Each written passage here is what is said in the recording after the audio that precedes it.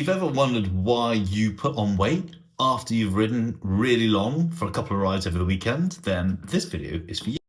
For every gram of carbohydrate you eat, bear with me, you can pull into the cell between 1 and 3 to even 4 grams of fluid into that cell, which is why sometimes after a ride, you've put on weight and you look a bit fluffy. That doesn't mean you've put on body fat. It just means you're carrying extra fluid in the cells, which is why the scale has gone up. I wanted to get that weight equation out of the way before I talk about fueling your riding is the important aspect of making sure that you've got plenty of power on the bike and you recover well after training. It is something I think a lot of cyclists really struggle with. And when they come on board Velo, for the most part, most people are still under-fueling from what we can see.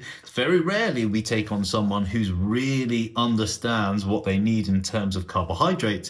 And they're still stuck in this really strange old 80s adage of carbohydrates are fattening. And, if I ride long and not fuel myself, I'm going to lose more body fat.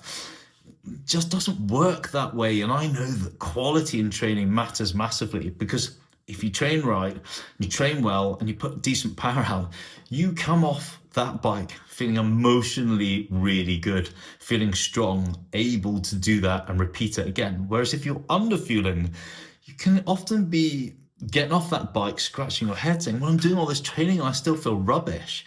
And this is the thing. So there's so much misinformation out there about training and nutrition that when people come on board, it takes a while for them to really learn this. But once they've got it, they suddenly realize that they are actually eating premium fuel to turn the pedals round. And that's a great light switch to turn on. And this is one of the things we do here at Fellows. We help people understand nutrition better so that eating within calorie guidelines, fueling in the right way so they can turn the pedals around harder and faster and feel really good about themselves on a bike. Now, who doesn't want that?